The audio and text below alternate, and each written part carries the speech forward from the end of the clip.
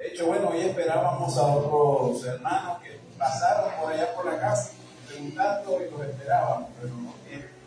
Por algo será. Gracias, bendición.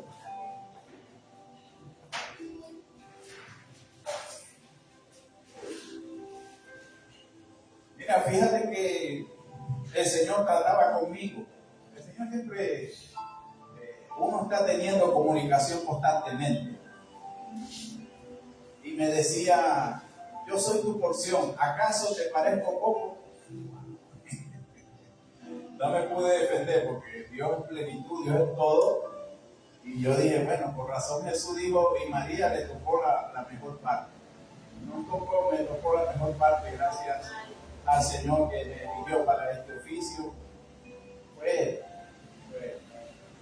pedía bastante, ¿sabes? Le dije, ¿por qué ahora? Era como diciendo, bueno, pero es que ahora es la oportunidad de yo demostrar mi poder en ti y que no sea por tu propio medio. Pues él, y lo digo de esta manera para que usted de algún modo vaya entendiendo cuál es el proceso que por lo menos yo he vivido, que sirva de testimonio del proceso. El Señor es el testimonio de la profecía, el testigo fiel. Fíjate que además de eso venía tratando conmigo entre ayer y hoy, yo buscando una palabra fresca para este día. Porque no es lo mismo sacar un bosquejo y yo darle una enseñanza, que ciertamente lo hacemos. Digamos que uno llega a un nivel de comprensión de la palabra, gracias al Señor, y uno conecta un versículo con el otro, y uno le explica una palabra, y aplica la hermenéutica, y aplica la homilética, y uno da un discurso y uno predica.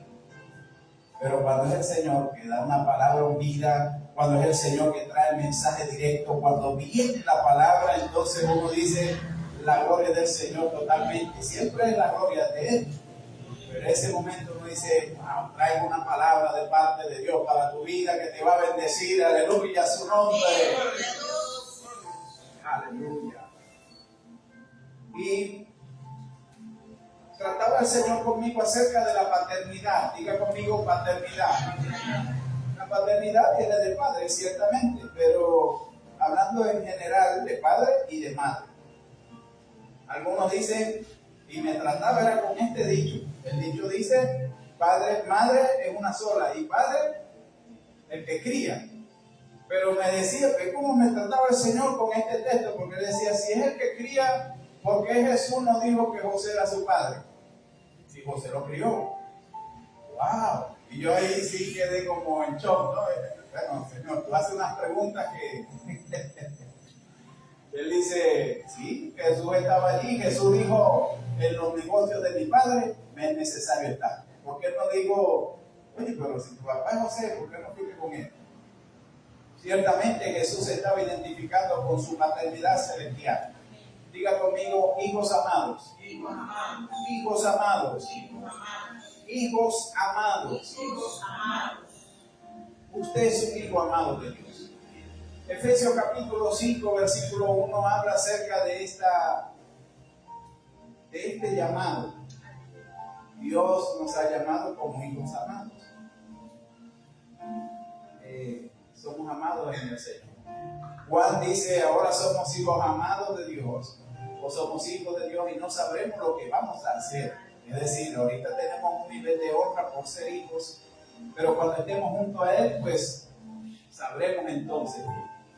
A veces la relación paternal nos ha costado, es a veces difícil, o la relación maternal, o con nuestra madre, o con nuestros padres, en algún momento hemos tenido una batalla, como hijos. Me refiero, hoy la palabra es como hijos amados.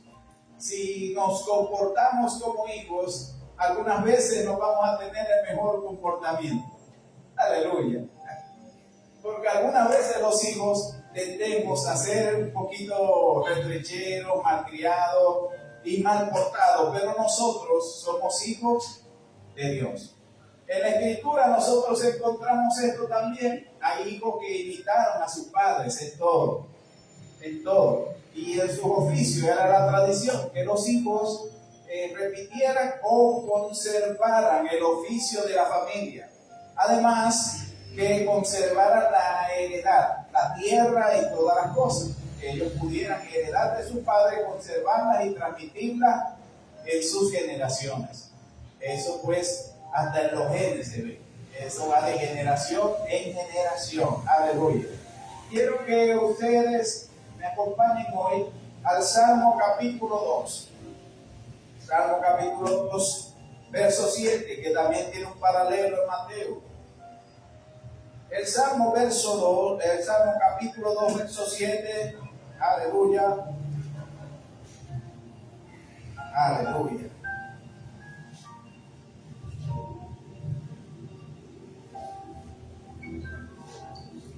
Salmo 2, 7. En el libro de Hechos 13:30.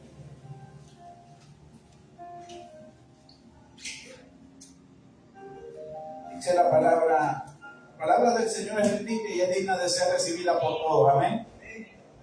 La palabra del Señor es bendita y es digna de ser recibida por todos. Amén. Amén. Gloria a Dios. Puede buscar también el paralelo en Hechos 13:33 y Hebreos 1:5 y 5:5. Dice: en el nombre del Padre, del Hijo y del Espíritu Santo. Yo publicaré el decreto. Jehová me ha dicho, diga conmigo, Jehová me ha dicho, mi hijo eres tú. Yo te engendré hoy. Pídeme y te daré por herencia las naciones.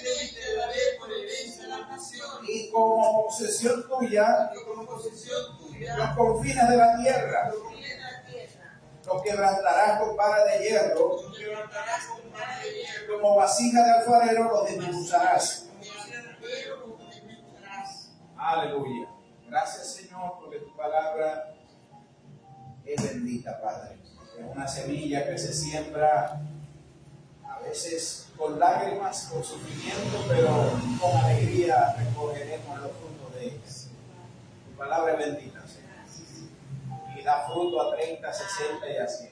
Que así sea conforme a lo que ha traído esta tarde a nuestros corazones. En el nombre de Jesús. Amén, Señor, y amén. Gloria a Dios, aleluya, aplauda a Cristo. Yo me asiento, hermano. Fíjate que quiero contarte parte de una historia que está en los evangelios, en Mateo, está en Hebreo y está en el libro de los Hechos también. Ciertamente esta palabra el Señor la estaba mencionando, David, el rey, estaba recibiendo esta revelación de parte del cielo y él dice: Jehová me ha dicho, tú eres mi hijo, yo te he engendrado. Hay características que debemos tener los hijos de Dios. Los hijos de Dios tenemos identidad. Un hijo, para ser engendrado, tiene que tener un óvulo para fecundar. Diga conmigo, debe tener una madre y debe tener un padre para poder ser fecundado, tanto el material de uno como el del otro. En los hebreos, los judíos tienen un sistema numérico para su alfabeto. Y cuando se une una madre y se une un padre, la suma de esos dos números da 44. Diga conmigo 44. 4. Aleluya. Y cuando la palabra hijo suma, esa palabra suma también 44. Y no es casualidad, sino que su sistema alfabético, su sistema numérico alfabético, le permite que los números signifiquen una palabra. Aleluya. Y eso me daba un significado de un código que el Señor me reveló hace muchos años. Ya tengo el primero, porque Él me dijo 44, 48. Y yo dije, me falta el 48. 44 me llamó hijo. Aleluya. Es decir, yo estoy creyendo que ese día, cuando Él me reveló ese código que se me aparece y me dice 44, 48 y se echó a reír, yo estaba entendiendo que esa palabra fue la que le reveló al rey David cuando le dijo: tú eres mi hijo, yo te he engendrado hoy. Aleluya. Y cuando yo entendí ese código en el espíritu, yo dije: Dios mío, esta palabra es para mí, porque tú me revelaste este código hace unos cuantos años ya, pero ahora estoy entendiendo. Aleluya. Gloria al Señor, aleluya. Cristo vive. Aleluya. Somos hijos engendrados por el Espíritu de Dios. En Juan capítulo 1 dice que a los suyos vino, a los suyos, no a los suyos, no a las personas, sino a los suyos, a su propósito. Pero los suyos, es decir, los que debían haberlo recibido, no lo recibieron. Mas a los que le recibieron, aleluya, aleluya, mas a los que le recibieron, les dio el derecho de ser constituidos hijos de Dios. Y la importancia de ser hijo de Dios en Juan capítulo 1 lo dice allí claramente, que no son engendrados ni por carne ni por voluntad de varón, sino de Dios. Aleluya. Hay tres tipos de paternidad allí, o tres tipos de hijos, perdón. Y quiero leerlo para que usted tenga más claridad de lo que se está enseñando esta tarde. Diga conmigo, tres tipos de hijos. Tres tipos de hijos. ¿De cuál tipo eres tú? ¿De cuál hijo es? ¿Qué tipo de hijo eres? Dice así en Juan capítulo 1, versículo 12. Mas a todos los que le recibieron, a los que creen en su nombre, diga conmigo, los que creen en su nombre, les dio potestad de ser hechos hijos de Dios, los cuales no son engendrados, diga conmigo, de sangre. Uno, hijo de sangre. Número 2, hijo de voluntad de carne. 3, ni de voluntad de varón, sino de Dios. Dice así, aclara cómo es esto. Y aquel, sino de Dios. Y aquel verbo fue hecho carne y habitó entre nosotros. Hay gente que somos descendientes por la sangre. Yo tengo familia de sangre, aunque yo no lleve su apellido, somos familia. Porque la familia tiene que ver con la sangre.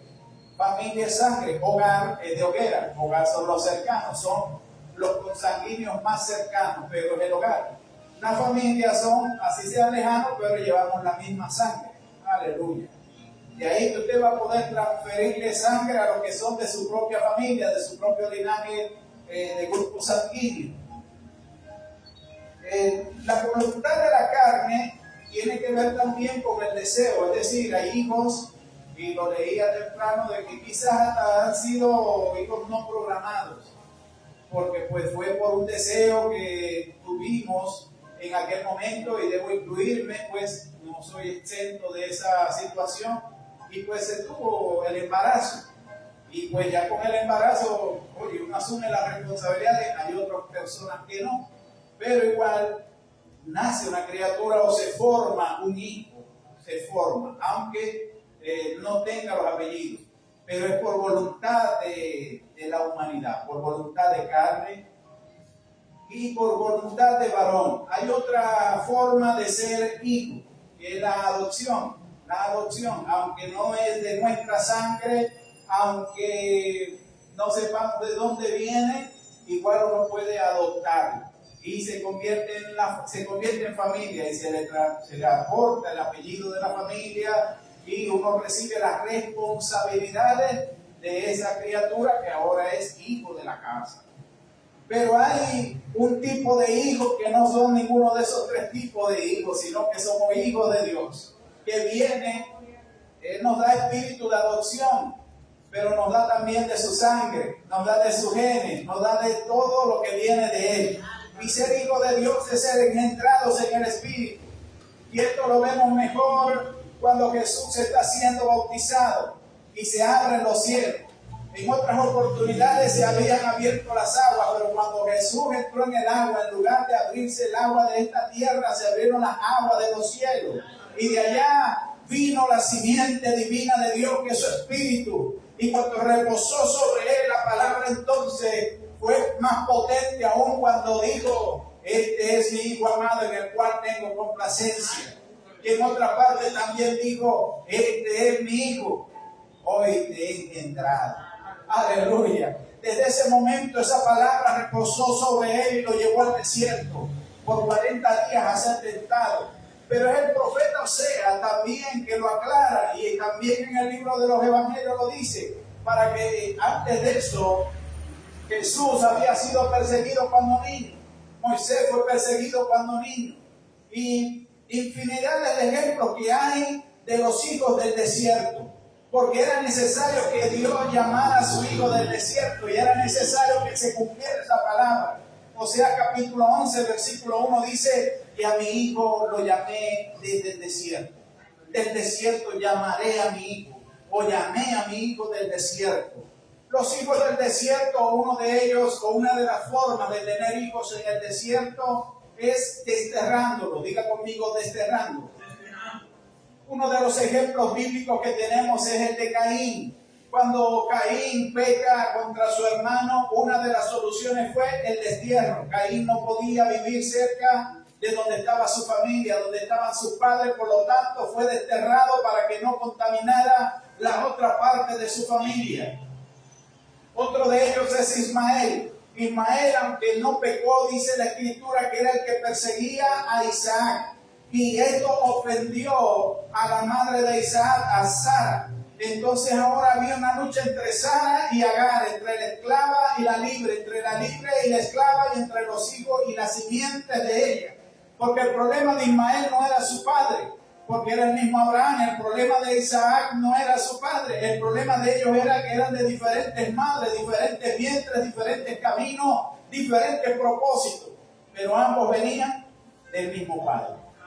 Entonces los hijos del desierto, su problema no son sus ascendentes, sino o sus padres en realidad, sino que tienen un propósito diferente. También vamos a encontrar a Moisés, que tuvo dos hijos en el desierto. Diga conmigo, el siervo de Dios tuvo dos hijos en el desierto. Cuando Moisés es escogido por Dios y comienza el celo de él por el pueblo del cual pertenecía, Moisés comete un asesinato de uno de los egipcios y es desterrado por él mismo. No porque lo desterraron, sino porque él mismo vio el problema en el que se había metido y decidió huir. Y pasa, eso fue una edad de 40 años. Y ahora vive 40 años en el desierto de Madián. Allí tiene una esposa, ahí tiene unos hijos y tiene una vida. Pero la sorpresa de él es que 40 años en el desierto, viviendo a su forma, criando ovejas y aprendiendo la cultura y las formas de Madián, Dios lo llama. Y él le dice a Dios, pero ¿quién soy yo para ir a hablar con el faraón? Y él le dice, pero yo te escogí a ti. No, pero yo no hablo ese idioma, no. Yo no hablo hebreo. Porque hay gente que dice que Moisés era tartamudo. No, en realidad era que no dominaba el idioma completamente. Lo hablaba machucado, como dicen nosotros, machucar el inglés. Él habla inglés, pero machuca el inglés, yo machuco el inglés. Algo así era la expresión que le estaba diciendo. Ciertamente también podía haber tenido un problema en su boca o un problema lingüístico. Y por eso le dice, ahí está tu hermano Aarón. O sea, Aarón sí le entendía, él era gago y Aarón sí le entendía. No, chicos, que Aarón hablaba los dos idiomas, hablaba egipcio y hablaba hebreo. Y entonces le servía como traductor. Por eso le dice, él será como tu profeta, tú serás mi profeta y él será como tu profeta. De ahí que hay profetas de Dios y hay profetas de los hombres. Aleluya, le estoy soltando hoy unos cuantos códigos. Y así también hay apóstoles de Dios y hay apóstoles de los hombres. Es decir, un apóstol en la tierra establece un ministerio apostólico y puede enviar a otros apóstoles. El problema de la gente es que entiende la palabra apóstol como única y exclusiva de Dios. Cuando en realidad el filósofo griego fue el que usó la palabra como mensajero, pero el general griego fue el que usó la palabra apóstol como general. Entonces tiene varias connotaciones esta palabra, la cual que estudié en este tiempo. Pero la palabra de esta noche es hijos amados. Dios tiene cuidado de nosotros, así como me supo decir, ¿acaso te parezco yo como provisión? ¿Te parezco poco? Yo me quedé sorprendido porque ciertamente Dios no es un padre descuidado. Dios conoce nuestras necesidades. Dios está pendiente de nosotros. Dios sabe qué nos hace falta. Y conforme a nuestras necesidades, Él ha de proveer a nuestras vidas, a todas nuestras vidas. Hay momentos que Dios permite que estemos en el desierto Y hablar del desierto en la Escritura es sinónimo de prueba. Es evidente, nosotros cuando estamos en una prueba de fe, cuando estamos en una batalla, cuando tenemos un problema, una situación en la cual nos encontramos, nuestro propio lenguaje eclesiástico, decimos que en el desierto, estoy atravesando un desierto. Hay gente que vive atravesando, pareciera que hicieron morada en el desierto, viven de problema en problema. Nosotros, las batallas que tenemos, las tenemos en la tierra prometida. Porque cuando Josué cruzó el desierto, fue que tuvo batalla para conquistar la tierra. Pero en el desierto fueron provistos del maná, fueron provistos de agua. Sus ropas no envejecieron y su calzado no se desgastó, sino que creció con ellos. Aleluya. Yo tengo una sola camisa, que tengo varias que me duraron un montón de años. Pero tengo una que a veces la quiero soltar y como que no, es la del testimonio del desierto. Como Dios renovó todo mi vestuario, mi closet. Dios renovó mi closet. Este es un tema que tengo, porque fue Dios. Y me decía, dale esta camisa a fulano. Y yo, Señor, pero ¿cómo es esto? La primera vez que Dios trató conmigo de esa manera, Dios bendijo a un hermano con una camisa y me dijo, yo tenía que predicar y yo no sabía qué ropa me iba a poner. Gracias, hermano, Dios te bendiga. Señor, todo lo sabe. Después de eso, vinieron y así como yo llevé, llegaron a mi mano 5 camisas nuevas, una nueva, otra usada, pero en buen estado, gente que venía a honrar. Y yo decía, estoy entendiendo, si yo siembro camisa, cosecho camisa. Y yo dije, un día, quiero contar este testimonio, un día mi cuñado envió unos zapatos que a él le quedaban pequeños y estaban nuevos. Él los compró por internet, le llegaron, no le quedaron bien. Entonces los voy a mandar y me lo mandó. Pero en lo que a mí me quedó fino, perfecto. Pero en lo que yo me los puse, tuve el sentir, estos zapatos no son míos. ¿De quiénes son, Señor? Y yo dije, bueno, no son míos, deportivos, bien cómodos, bien chéveres, pero yo sentí, estos zapatos no son míos. ¿De quiénes son? Y enseguida llegó un hermano. Por cierto, un día después de la marcha para Jesús. Y llegó mi hermano, estoy contento, ayer me gocé en la marcha, eso fue de grande bendición, mira, eso fue de mucha alegría, de mucho gozo, bueno, pero oye, se me rompieron los zapatos ayer. Y yo tenía un zapato de estos puestos. Y le dije al hermano, pruébate este. Y me quitó, no, yo no te estoy pidiendo zapatos. No, chico, tranquilo, pruébate. Yo quiero ver cómo te queda. Y es lo que se probó. Oye, pero esto es como que mi talla. Y ya voy a buscarte el otro. Toma, ponte el otro. Mira, esos son tuyos. ¿Viste? Ya me va por ti. Damos cuenta de esto todo el tiempo. Pero son de las maneras como Dios trata con uno, con cada persona, personalmente. Son testimonios de cómo el poder de Dios hace para proveerle también a sus hijos. Así como el Señor ha hecho eso, hay personas que le llevan un mercado, hay personas que le ha caído un pájaro en su casa, una paloma, un pollo, carne, le ha caído como sea, porque Dios tiene medios de provisiones infinitas. Dios está pendiente de sus hijos, aunque estén en el desierto. Jesús estuvo en el desierto un tiempo, huyendo pues de la persecución, lo llevan a Egipto. Y en Oseas capítulo 11, versículo 1, Dios dice, y yo llamaré a mi hijo del desierto. Luego es que ellos van a otro proceso y Jesús después, guiado por el Espíritu Santo, 40 días más en el desierto. Ahora sí está en el desierto de la prueba de la fe. Y salió de ahí encendido. Y entonces el enemigo, para querer engañarlo, le ofrece una pieza de pan. Le dice, convierte estas piedras en pan. Un ayuno de 40 días y usted se come un pan, usted se va a quedar tapado. Se le puede hasta obstruir el sistema digestivo o el sistema de expulsión. Porque eso es como verdaderamente el pan es como una piedra. Cuando usted viene con un sistema de 40 días sin comer, eso se le vuelve una piedra en el estómago. Eso lo tapa, eso lo daña. Entonces lo recomendable es que tenga unos alimentos más delicados, una dieta más blanda, más líquida, y ahí recuperar el estómago y comer luego más sólido. Pero lo que quería era matar por el estómago estómago, morí como el pez, por la boca. Y él le dijo una palabra tremenda que hasta el día de hoy nos da fe, nos da esperanza y el poder de Dios en nuestra vida. No solo de pan vivirá el hombre, sino de toda palabra que sale de la boca de Dios. El pan nuestro de cada día, dánoslo hoy. Ciertamente nosotros pedimos provisión para el cuerpo, para la humanidad, pero la provisión principal de parte de Dios es que todos los días hay un pan fresco para ti. Todos los días hay una palabra para el Espíritu. Todos los días se renueva su misericordia, pero todos los días se renueva su Espíritu, por lo cual su palabra en nosotros debe ser renovada todos los días. Y cuando entonces queremos compartir esa palabra, damos una palabra renovada. Hay otros hijos del desierto, los dos de Moisés, Gerson y el hermano de Gerson. Efraín y Manasés también fueron hijos del desierto. Fueron los hijos que tuvo José en Egipto.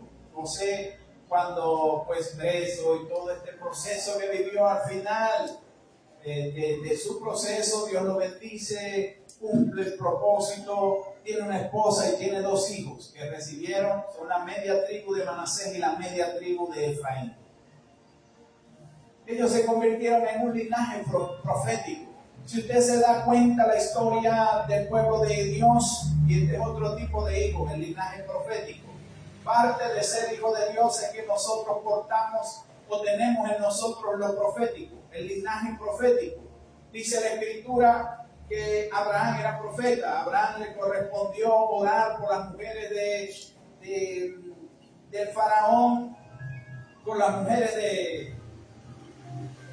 del faraón, y estas mujeres no podían quedar embarazadas, estaban estériles en ese tiempo porque ellos tenían secuestrada a la esposa del profeta, a la mujer del profeta.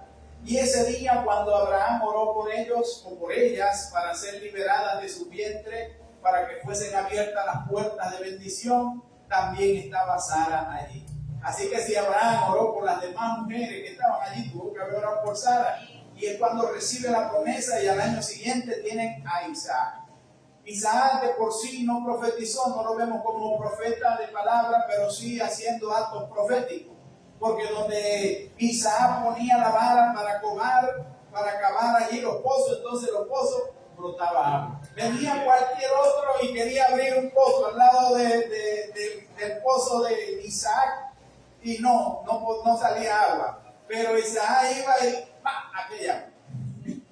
Era como que declaraba la palabra y tenía ese poder, ese acto profético para saber dónde están las fuentes de las aguas. Aleluya. Hasta que la gente se dio cuenta y dijo, no, dejen a Isaac quieto, porque Isaac sabe dónde está el agua. Qué importante saber dónde está el agua. Ellos persiguieron a Isaac y donde iba Isaac y abría algo, querían hacer lo mismo, querían imitarlo, querían quitarle lo que él tenía, lo que portaba de parte de Dios. Ahora, pero quien recibe la bendición es Jacob. Porque cuando Jacob está disfrazado como su hermano Esaú, Isaac, cuando lo está bendiciendo, le dice que recibas la bendición de Abraham. Aleluya. Y este sí profetiza. Por eso Dios le cambia el nombre a Israel. Y ya era Jacob en la humanidad, pero en el espíritu es Israel. Por eso cuando él le trae el manto roto de uno de sus hijos y de quebrajado y manchado en sangre, él dice, ha muerto Israel, ha muerto el linaje profético, ha muerto lo que hacía que el espíritu se levantara y declarara la palabra.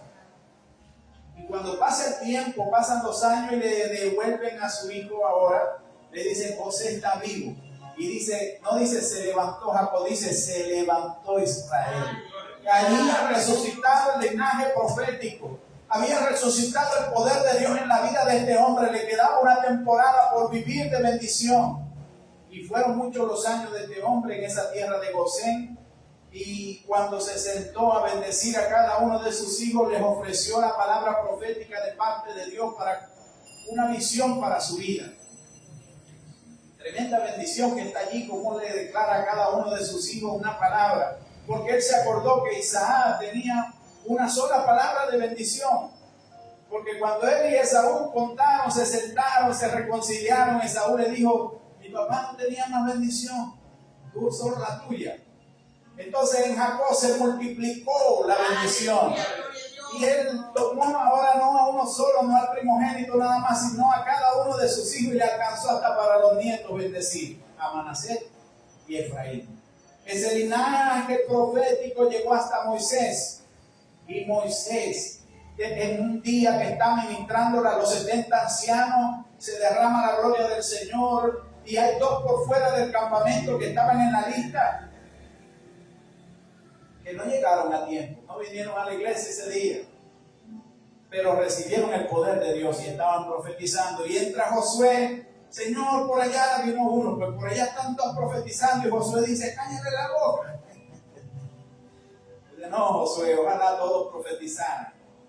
Y esa palabra la declara el profeta Joel más adelante, unos años más adelante. Y Joel dice: y vuestros hijos profetizarán, y vuestras hijas profetizarán, y ustedes tendrán sueños y visiones, y vuestros ancianos tendrán visiones. Un pueblo profético. Y esta palabra se cumple en el Hechos capítulo 2, cuando ellos reciben la simiente del poder de Dios. El Espíritu Santo entra como un estruendo recio, se manifiestan las lenguas en ellos de fuego, y comienza el discurso de Pedro. Esto no está medio. Ellos han recibido el poder de Dios, y aquí se cumple la palabra de ahora en adelante, porque en los últimos tiempos, porque estamos en los últimos tiempos, hay gente que piensa que fue en el día de Pentecostés nada más, que está en la Escritura. Pero luego lo vemos también, si hubiese sido una sola vez, no se hubiera manifestado así cuando Pedro fue a predicar a Cornelio. Y también en Cornelio fue de la misma forma como ellos lo recibieron. Y en cuanto los que lo recibieron, les dio el derecho de ser hijos de Dios. Los hijos de Dios somos la simiente que tenemos de Dios, es el Espíritu Santo. Aleluya. Los hijos de Dios nos identificamos por el linaje profético, porque ahora ellos allí estaban predicando y hablando de las maravillas de Dios, y cada uno hablaba en el idioma de los que estaban allí. Ciertamente eran lenguas madres. Hay gente que quiere de que uno hable solamente esas lenguas, y yo le pregunto: ¿cómo se habla el hebreo? O el arameo, o medio persa, o cómo se habla. O sea, las lenguas que están allí suenan como las que nosotros hablamos por el Espíritu, pero siguen siendo lenguas humanas que fueron repartidas por el Espíritu en Babel. Pero también dice la Escritura que hablamos lenguas angelicales. ¿Cómo le predicamos a los ángeles? Ciertamente ellos pueden entender español o castellano, o latino, o en inglés o portugués, o algunos de los idiomas franceses, italianos, pero ellos tienen su propio idioma, y en ese mismo idioma le predicamos. Aleluya. Somos un linaje profético, los hijos de Dios. Como hijos de Dios, somos hijos de obediencia. Colosenses capítulo 6 dice que cuando venga el castigo, la ira de Dios irá contra los hijos de desobediencia. Dios tiene 2 tipos de hijos: los hijos obedientes. Jesús puso por lo menos 2 parábolas acerca, una del hijo pródigo y otra del hijo desobediente. El hombre dice que tenía 2 hijos, y a uno le dijo: hijo, para que vayas al campo hoy y recojas el trigo. Y ese que era el hijo mayor dice: yo no voy a ir, todo yo, siempre yo, aquí no hay más nadie en esta casa.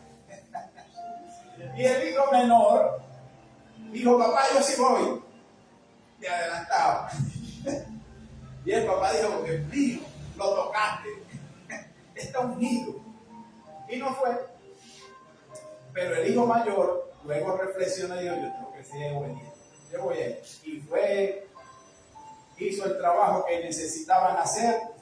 Y el padre, Jesús dice en medio de esa parábola: ¿quién hizo caso? ¿Quién fue el hijo obediente? El mayor. Después habla del hijo pródigo en otra parte. El hijo pródigo malgasta todo, pero regresa. Y el hijo mayor que estaba allí, pues, decía: bueno, yo siempre he estado aquí, no me he comido ni un cabrito, nada. Tío, pero tú no tenía identidad de hijo, Usted entra a su casa, usted abre la nevera, bebe algo, y usted de repente pregunta, mira esa arepa que está ahí, me está hablando, me dice que me la coma, ¿de quién es?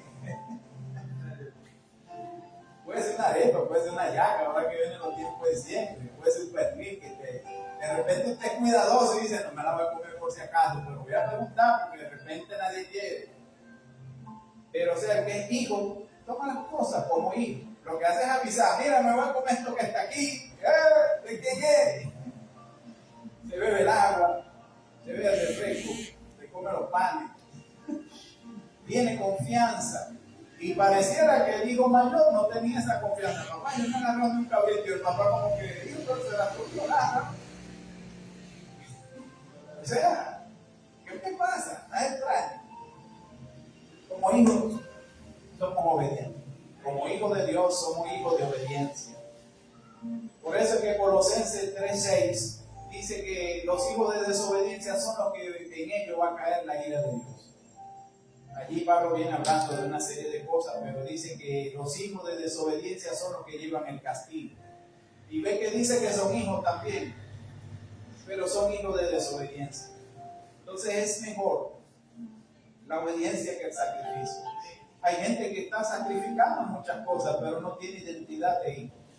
No se nota por ningún lado. Uno dice, bueno, pero es verdad que va a la iglesia, sí es verdad que hace esto, pero no sé, como que le falta algo. Pero es eso, la falta de identidad como hijo. Como hijos de Dios somos hijos de la fe. En 1 Timoteo 1:2, Pablo le escribe a Timoteo, le dice, Timoteo, verdadero hijo en la fe. Timoteo era hijo de Dios, es hijo de Dios. Pero en la iglesia hay una particularidad. Nosotros en la iglesia tenemos hijos en la fe. Hay gente en la cual uno derrama lo que uno es. Y uno lo forma. Y uno ve cómo va creciendo, cómo Dios viene obrando en ellos. Hay gente también que no siembra nada en uno. Nada, no nada. Ni un versículo bíblico le dan a uno. No ora. Nada. Y después quieren llamarlo a uno hijo. Ese es como un padre que tenga un hijo y no le dé nunca nada. Que no lo vea, que no comparta con él, que no le dé un par de zapatos, que no le dé una camisa, que no le lleve a comer helado, que no le dé un tiempo, una dedicación, que pase cerca de su casa y nunca llegue a su casa. Por más que usted tenga problemas con la mamá, usted tiene que hablar con ella. Mira, te digo un hijo, tú lo sabes. Y llegó a un acuerdo. Pero los padres justamente, sin llegar a ese acuerdo, ese hijo va a seguir creciendo. Imagínate entonces cuando ese hijo crece y su padre nunca compartió con él. Sigue siendo su padre y ese sigue siendo su hijo, pero son hijos de sangre. Pero no tienen la conducta, oye, si se parece a su papá, son igualitos. Tienen hasta el cuerpo, el cabello, los dedos, la mano, la cara, se parecen de más. Pero como no, aunque hay cosas que en los genes se heredan, es una cosa extraña, es como uno transferir una aplicación de un teléfono a otro. Hay veces que usted va a conservar muchas cosas del teléfono anterior. Pero esa conexión no es la misma, no es igual. Ya después se tiene como una amistad con el padre o con la madre. Pero no hay esa conexión como cuando usted lo crió a alguien, una persona que sí tiene esa afinidad, aunque no sea de su sangre. Y allí la importancia de la adopción. Hay hijos adoptados que han recibido la bendición. Hemos visto películas, por ejemplo, la película acerca de Michael Oher, que es un futbolista americano. El hombre lo adoptaron, era ya un joven y recibió adopción. Los padres que impulsaron su carrera deportiva y logró ser uno de los mejores en su posición en el campo pues, de su deporte, como el fútbol americano. Y pues desarrolló su familia, tuvo logros por una adopción. Imagínense entonces cuando nosotros hemos estado perdidos en situaciones que nos sentimos huérfanos. Y pudiéramos llamar fácilmente este tema como la herencia de los huérfanos o los hijos de la orfandad. En este tiempo se habla mucho de la orfandad porque hay hombres que quieren imponerse como padres. Pero ven acá, tú nunca has sembrado en mí. Dice también la Escritura que los padres acumulan para los hijos. Hay quienes acumulan riqueza y heredan riqueza, porque todo va a depender también del testamento. Pero hay quienes acumulan conocimiento, sabiduría, amor, y también lo imparten en sus hijos. Autoridad. Hay gente que a veces vemos muy blando con sus hijos, y hay personas que no pueden corregir a sus hijos porque nunca compartieron con él y perdieron el derecho, o no que lo pierden, sino que los hijos como que ¿cómo me van a corregir si nunca me puede dar un consejo, me puede ayudar, pero cómo me corrige? Y es allí la importancia de la autoridad en contra de la orfandad. La orfandad no permite desarrollar la autoridad.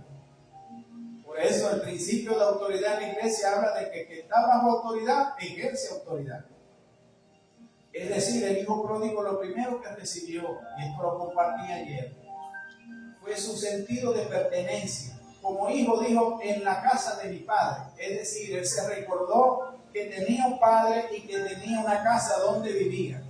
Digo, en la casa de mi padre hay abundancia de pan. Es allí la importancia de mostrarle a los hijos la abundancia que hemos tenido, o la abundancia que tenemos, y que ellos pueden contar con nosotros aún en la situación más difícil que pueda tener.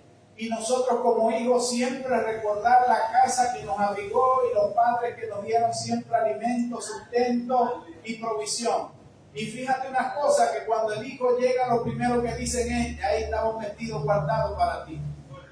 Hay algunos predicadores, apóstoles que he escuchado acerca de una vasija rota, que así como dice aquí, quebrantarás la vasija, como lo dice el Salmo.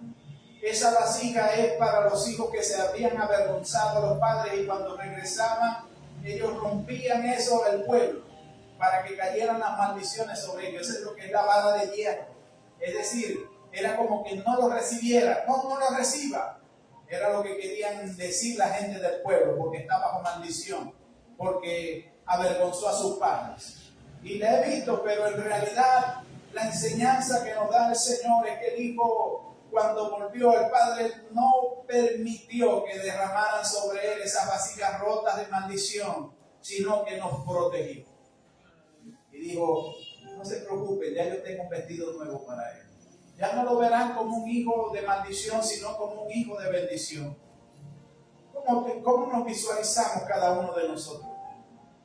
En algún momento hemos estado perdidos, en algún momento hemos estado distantes, pero el Señor declara siempre su palabra: tú eres mío, yo te he engendrado hoy.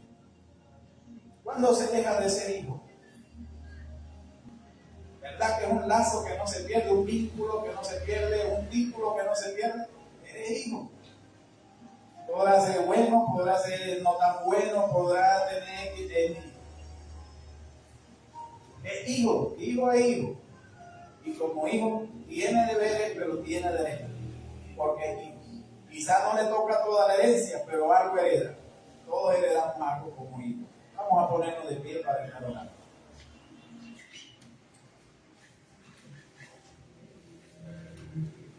Padre amado, gracias. Gracias, Señor, porque tú eres el mejor predicador y el mejor maestro, el que trae tu palabra a nuestro espíritu. Te pido, Dios, que toques los corazones de los que estamos aquí, de los que nos escuchan a través de estas bocinas y en las redes sociales. Señor, que tengamos el sentido de pertenencia como hijos amados. No solo engendrados en la iglesia, no solamente engendrados por la fe, sino engendrados en el Espíritu. Que tengamos ese sentido de pertenencia, como dijo Jesús en ese momento: en los negocios de mi Padre me es necesario estar. En los asuntos de mi Padre me es necesario estar. Señor, nosotros como hijos tuyos queremos estar en tus asuntos. Queremos estar en tus negocios. Queremos tener la identidad de hijos amados tuyos verdaderamente. Oh Señor, recibimos esa palabra como dice la Escritura, que hoy nos has engendrado, Señor. Gracias por renovar tu espíritu cada mañana, porque es la identidad que tenemos, porque tú eres espíritu, Señor, y en ti estamos conectados en espíritu. Padre amado, permite que nosotros sigamos desarrollando Aleluya. La identidad espiritual que nos has dado, Señor. Gracias. Gracias, Espíritu Santo de Dios, porque esta noche has tratado en nuestras vidas. Bendice a tu pueblo, Señor. Bendice a tu iglesia. Gracias por lo que estamos aquí. Gracias a los que quizás no pudieron venir por la lluvia, Señor. Danos la estrategia para que ellos puedan venir. Tócalos, Espíritu Santo de Dios, y que ellos puedan identificarse como hijos tuyos, Señor, y puedan tener ese sentido de pertenencia y decir: a la casa de mi Padre. Yo me alegré con lo que me dijeron, a la casa del Señor. Gracias, Padre amado. Eres bendito por siempre, en el nombre de Jesús. Recibe gloria, honra y alabanza, y el pueblo que te ama dice: amén. Gloria a Dios. Aleluya. Y nuestra hermana que dirige por nosotros. Amén.